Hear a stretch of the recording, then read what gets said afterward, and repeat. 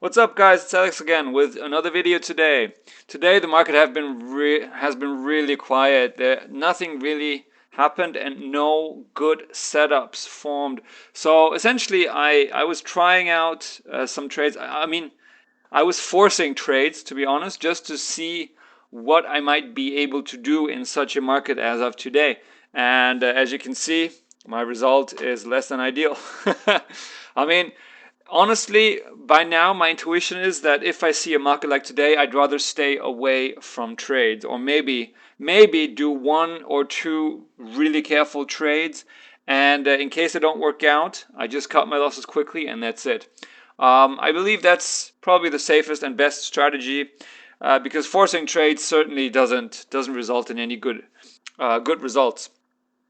All right. That being said, um, yeah, we can look at a couple of those trades. We don't really need to look at all of them, but let me just show you a couple.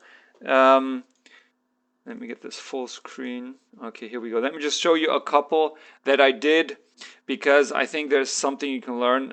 We're now very hard. Sorry, my tongue kind of like got twisted there. Let's look at MTP, this very cheaply priced stock, which I also traded a little bit yesterday, but more to try it out and to see how it goes than to test it. My experience, I traded two stocks that were below $1 today, and a lot of people trade them. They're quite crowded. And that makes it hard to trade. They move. They move. Generally, they move a little bit slowly and very choppy. Like they go up a little bit, go down a little bit, go up a little bit, and it's really hard to predict where they're going to go. That being said, let's look at the market. Let me speed it up a little bit. Let's say 3, 4. 4 is a good. You can see here, I'm not in yet, but as it was breaking above this 74 cents, I did get in, and I was just waiting for this to break a bit further. But as you can see, I already cut. No, not cut. I already took my profits quite quickly because this is happening. It's choppy. And then it keeps going. So I regret, of course, having sold it so early. I probably should have held it a bit longer, but I was just not sure.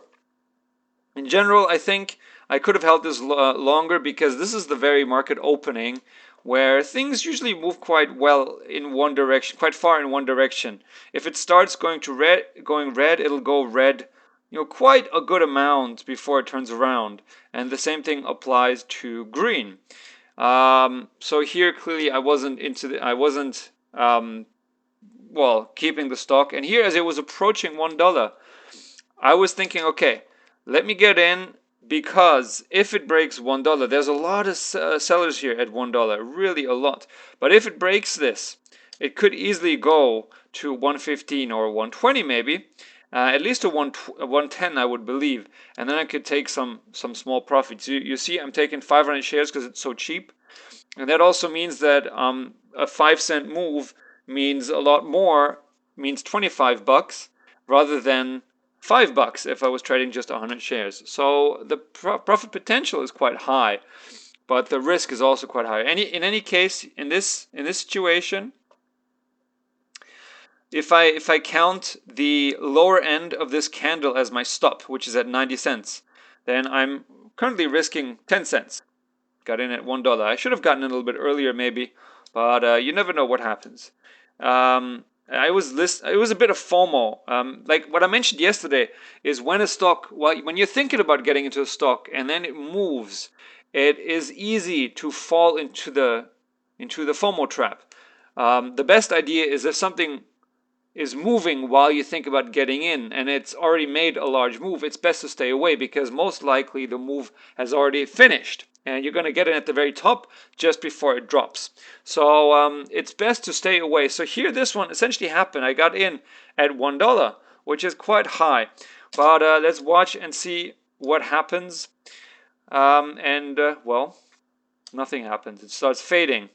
I'm still giving it a little bit of time. But as I watch it, I just see it going lower and lower, and I sell. Oh, sorry. And I sell. So this is what I did. I sold, and I did trade it a little bit later as it was going approaching that $1 level again, but the same thing happened. The sell wall at $1 was just too strong, so there was not really anything I could do. And I did trade. I think I had one green trade on this one, but like, or maybe two. I traded quite a lot. I think I traded 6,000 shares altogether. So I did 12 trades on this just one stock, and maybe two of them were green, but most of them were red. So I had $136 in minus on this stock. But the good thing is I cut my losses quickly, and that's really key, because if we just look at the real chart, where is it? Do we have it anywhere? Nope. Let me get it here. Oh, it's not here. Probably here somewhere. MTP. You see, it's chopping around quite a lot. And it got to 109 once, but super quickly, and only for a split second, and then it started dropping, and quite a lot. You can see this red candle is huge. So I tried to do a couple more trades in this area, and I think around here, but they didn't work out. So, what are we gonna do, right? All right, moving on back to the video. Okay, one more trade I'm going to show you, and I think that's pretty much it. Yeah, well, I can show you this one more time. If I can find it, that is. So yeah, here. Oh yeah. I think I showed you this on the chart just now. Excuse me. As it was going into the $1 area again, I again bought in, and it was going into a halt. And you know what that means? If it goes into a halt, that could be good news. It could mean that it's gonna come out above $1, and I can sell for maybe 10 cents even. I got in at 99. However, that did not happen. After it came out, it just flushed down again. So that's not interesting. I did try. Well. Also, yeah, one thing I want to show you. I didn't show you another trade that I did a little bit earlier on this stock. Yeah, I tried to trade it here, but it's already at 11 million shares. So it's very crowded. There's a lot of people buying and selling this.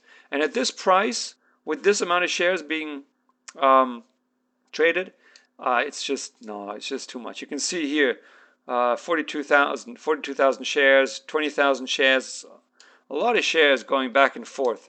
So I didn't end up doing a good trade. One of those was green, but that was just one. Okay, let me quickly check which other video did I want to show you. Yeah, 2930. Here, TNXP, this stock right here. As you can see, in fact, I missed it. I should go a little bit further back. So I was thinking, and this was purely experimental and not a good idea. I was thinking that maybe this one bounces off the moving averages and then goes a little bit higher again. Because it's not looking too bad. It could still do a move. I mean, there's lots of resistance levels, but I wanted to try it, and it was possible to, at least I was thinking maybe 10 cents. Maybe it'll go back to the VWAP here. Excuse me. Something wrong with my voice today. I was thinking that it might bounce off, and then I could get maybe 10 cents or something if I'm lucky. However, that did not happen. At one point, I buy in to this. I think now. Yeah. Here's my buy order. It just got filled, but right as it fills, it just flushes almost 10 cents. And that was like, ouch. I mean, now it's 5 cents. It flushes 10 cents and then recovers 5 cents. But this is a bad sign, because now it's under the moving average. And if it's under it, it's going to take some time to get above it, if it does at all. So this is a generally bad trade. Eventually, I cut my losses. I think I held this for quite a long time, because it was just stuck at this price level forever. at least for 10 minutes or something, or even longer. I'm not sure, a really long time. I was just seeing this at the between 196 and 198, and it didn't move. It was like, okay, I mean, this is probably not going to go anywhere. So eventually I got out for a small loss. Oh yeah, MTB, the one I traded a little bit. Am I in? Oh yeah. Here it looks like it might be going for $1 again. It does go for $1, but it doesn't cross it. And I made a small profit here on this trade, like a really small profit. Like if you paid attention, I was 148 or $9 in the red, and now it's 136. So I made like a tiny profit. Anything else? Yeah, one more. Let me show you one more. ACET, this one here. You see, it's 37 cents. It's another super cheap stock. And I did a similar thing. I saw it bouncing below here. And, well, I mean, now the video was too fast. I saw it approaching the moving average, and I got in just above here, again, hoping that it might bounce off the moving average. It did not. It did not, as you can see. It just flushed, and I sold for a 20 bucks loss. And I think it does keep flushing after this tiny recovery to 34. It's 8x speed. Speed this up. It's one of those, you know, micro pullbacks, I think you can say. Like when something drops really hard, it pulls back for a bit, but then it keeps falling. This is what happened here. So that failed, and then there was another one that also failed. I just thought it might break over the $0.50, but it did not. So, but that's it. Let me just stop the video here because as you can see, all these trades were not really working out. And honestly, given the just general quietness, calm of the market, I would have probably stayed out of most of these trades. I just wanted to try them out to see if they work, and if they work, I can learn something. But since they didn't work, I now realize that, okay, bouncing off the moving average is something that's not likely to happen unless there is some good reason, some good catalyst for it. Catalyst being news, for example. We didn't have anything of that today, so it's just, yeah, not much happening. And again, here you can see 16 million shares on this cheap stock. If you compare just a $2 stock here, 200,000 shares. Here, $4 stock at 800,000 shares. That's a good amount. That's a good amount. 800,000 shares is quite a reasonable amount to expect some kind of move. If they don't happen, then they don't happen. But if this was, see, 200,000 is a little bit low. That, you know, that's really quite low, and you need some strong catalyst for this amount of volume to do anything. This really, in fact, you need more volume really to do something. At that volume, I mean, this is 1030 already, and only 200,000 shares. Even now it's what is it now? Some like I see 1130 now, and 1130. If there's a stock below 200,000 or 300,000, I'm just not even going to consider trading it because it's not going to do anything. It's just way too little volume. 800,000 is better. Even 1030, it's still a little bit low.